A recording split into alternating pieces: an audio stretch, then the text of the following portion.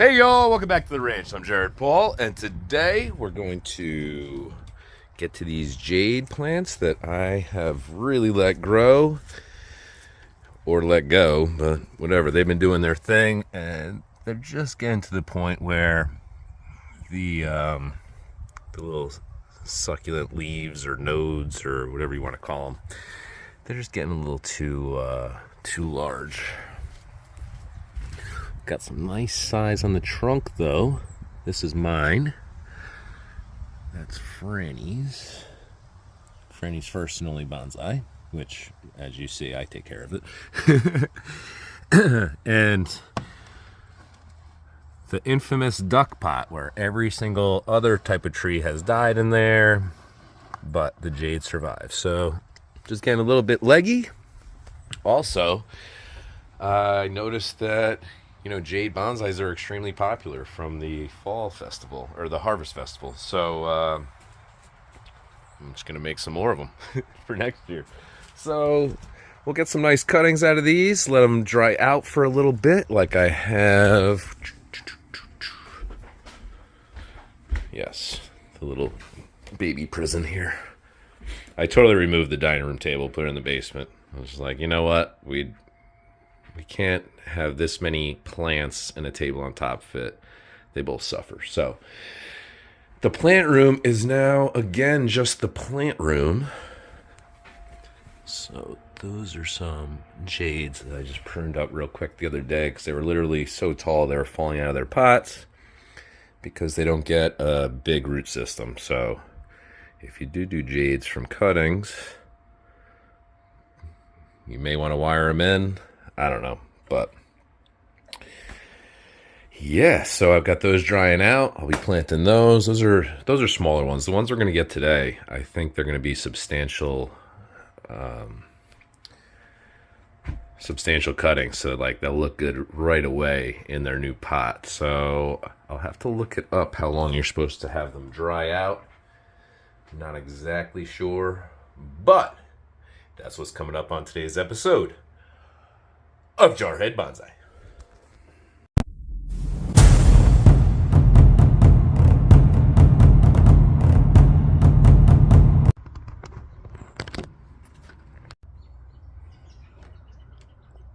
All right, let's do this thing. So if you're new to bonsai, I would totally jump on the jade train. They're forgiving, don't need much water, much attention. They actually do better the more you ignore them.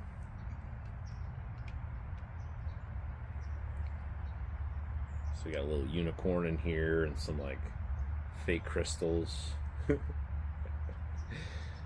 Franny is 16 and a half now, but when we started this one she was 12 and moving to New York City by herself, so having a little piece of home was cool, and she would miss it all the time, and she was good about it. But we are 4 years later here. So our lucky number is 3. So she and me, we wanted to go with a triple trunk. So these two, the originals, they have woodened up and are looking good. And then the third trunk, it's starting at the base to get a little woody trunk, but the rest is green. So I think what I'm going to do with this one is, there's a little bit of mealy in there. Oh, great. Mealy bugs have been brutal this year. Mealies and scale. I didn't have much issues with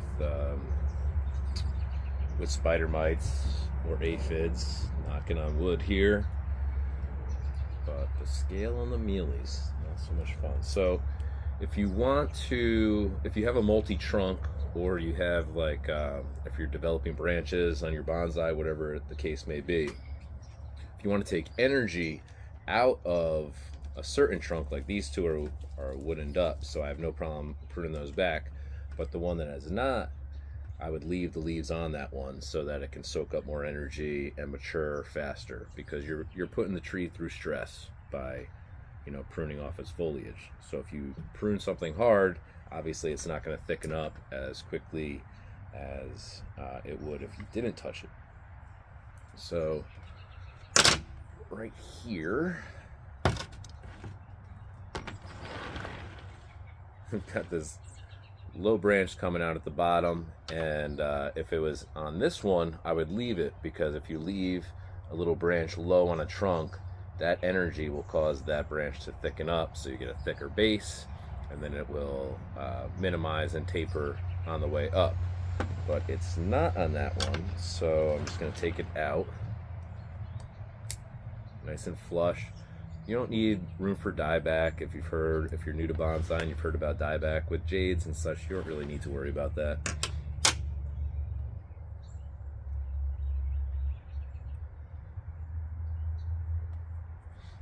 Right, so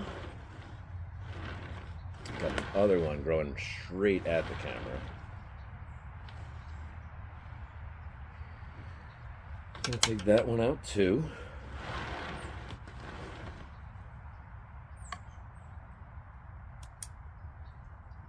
Cutting two.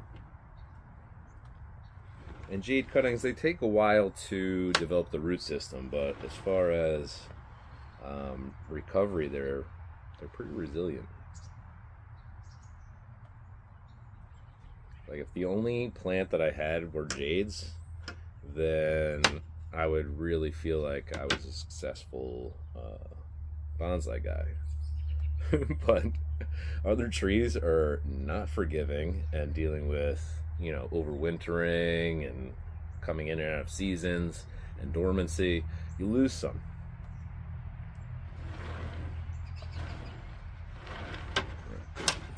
So actually this bottom one splits. Get some of the mealy out with my scissors. They like to, white fuzziness, they like to hop into the little inner nodes and crotches of branches.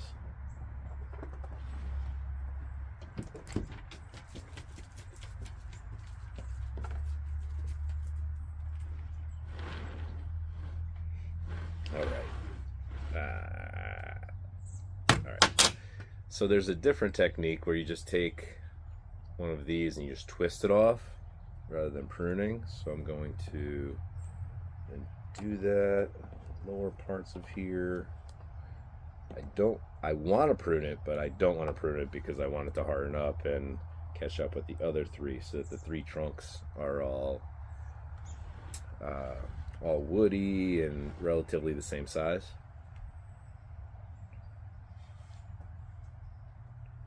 So normally, if I wasn't trying to get this one to thicken up, I would take this branch totally off, because you see it's coming across the middle one here and blocking that sight line. However, since I am trying to get it to thicken up and having a nice low branch could be cool in the future, I'm just going to twist off these little jade buds, and it really doesn't mess with the plant at all.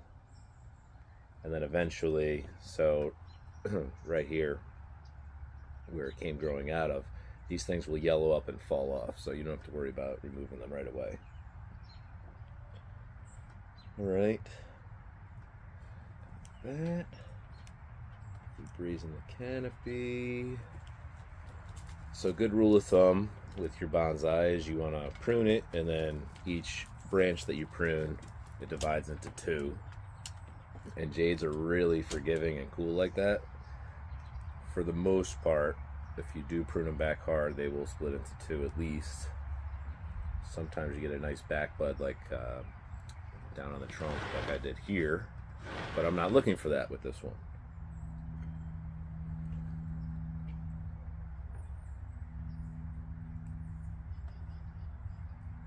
Yeah, so Franny had this one, and then we got her cat Coffee Bean, and Coffee Bean in the city was a terror and was always messing with the plants and everything else. So now I have the plant and Coffee Bean here at the ranch.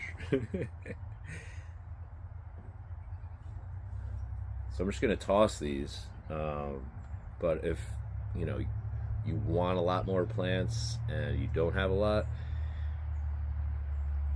and you don't want to spend a lot of money, you could literally just take these and just set them on top of soil like that, and roots will grow out of here.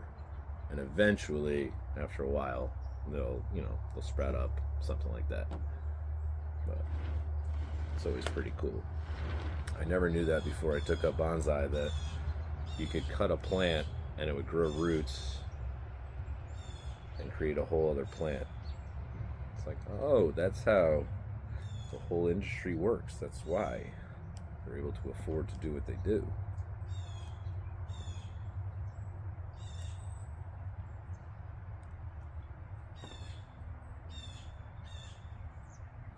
I'm just going along, twisting off little bottom nodes here, seeing what we got. If you're thinking like, oh, but you're about to, take those cuttings and make them into a new plant, well,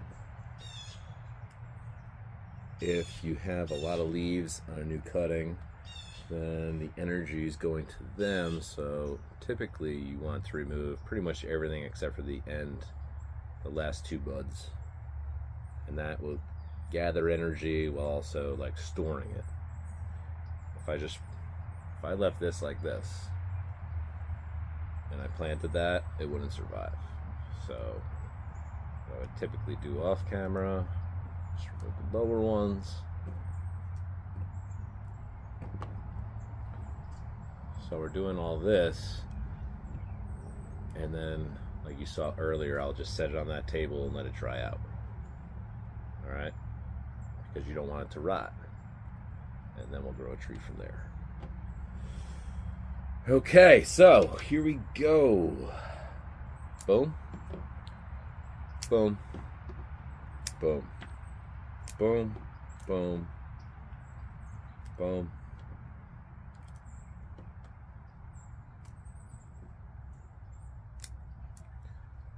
All right, so I just went around and cut just above the last two inner nodes there, and we'll let this guy rest. Won't put it in like direct sun, but you really don't have to worry about it that much. If you ignore it for a few weeks, you'll notice these little green buds coming out of the branch crotches, and we should get some more branching.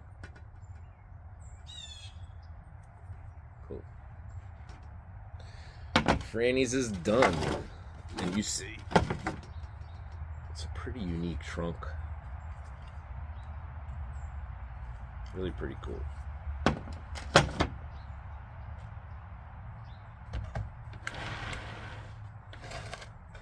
All right, so the duck pot. This is gonna be quick. Got some smaller leaves growing in close to the trunk. Just gonna twist those off. Ooh, we got a couple aerial roots. I don't know that I've ever seen a jade with aerial roots, so I'm taking those off.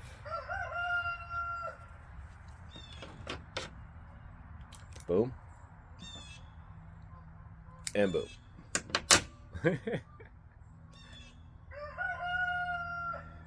Just gonna remove everything on this one because it just looks silly with those. But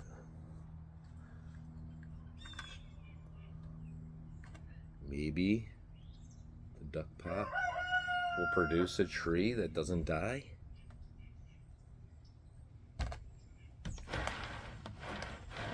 Cool.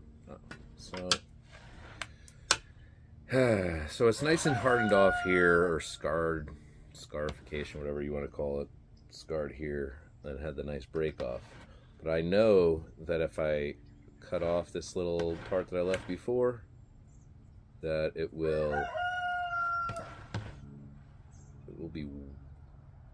be moist and potentially rot. So I'm gonna leave it like that. Not the prettiest. All right, so this is the star of the show. I'm impressed with it. You don't have to be impressed with it. I love this thing. It came in a little plastic pot, and it was just a total disaster about 6 years ago. And since then, I've tried to develop it as a single base with 3 main branches, because 3 is my, well, 33 is my lucky number, but you're not going to do 33 branches. So 3 worked for me. And we're actually getting like a woody texture and aesthetic going up all the way into the, I guess what I would call the primary branch, then the secondary branch. We're even starting to get some on the, hey Carl, the third branch. What would that be called? I don't know. Primary, secondary, primary. Boom, we're just going for it. Don't look, don't think, just cut, Jared. It has to happen. I've let this bad boy go. I did a video maybe a year ago, you know, saying I should probably prune this thing, but I'm just letting it go. And I have. You know, some mealy in the notch there. Man, mealy bugs. What is your purpose? I just don't understand what their purpose is on this planet.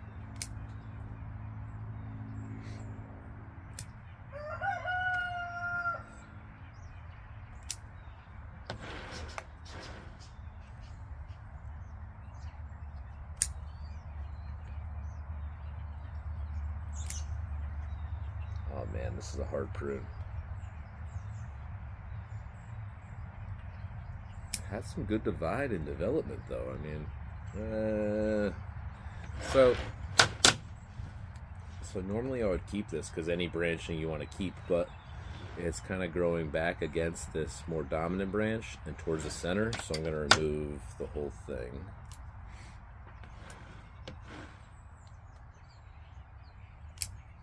Boom, boom.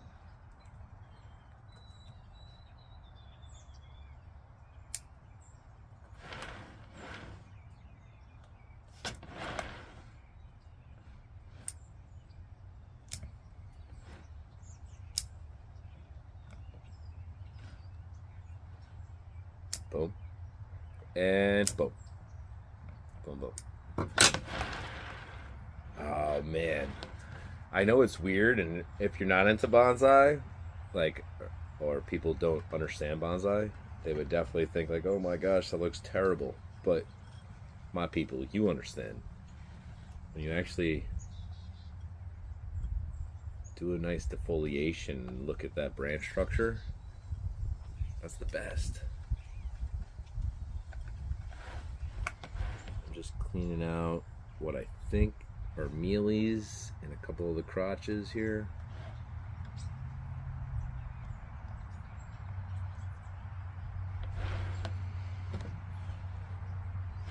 Yeah. Oh my gosh, look at you. This thing is coming along so nicely. All right, if I have any plants that I'm proud of, I would have to say this would be one of them. We got like thumbs width on the trunk. We got a nice 3 split. They're fanning outwards. We got some nice growth outwards. So 1, 2, 3, 4, 5. 1, 2, 3, 4, 5, 6, 7. 1, 2, 3, 4, 6. Good branching. All right. So, I guess I'm done with the pruning, and now I got to deal with all these, excuse me, all these cuttings. So that's what we're gonna do. So I'm Jared Paul from the ranch, and so thankful to have a new phone and be back on YouTube. And thanks for the patience. If you were sitting out there wondering what the hell is this guy doing, where's he been? Here I am. And that's a pretty narcissistic view. Like, nobody's sitting out there waiting to see what I'm doing. All right. So that's going to do it for today's episode of Jarhead Bonsai, y'all. We are digging the fall foliage here. You see up on the mountain, almost see the tower there. Boom, right there. That's the tower, a nice little trail. Be able to see more of the pond soon. So yeah, good stuff happening. So from my family to yours, cheers.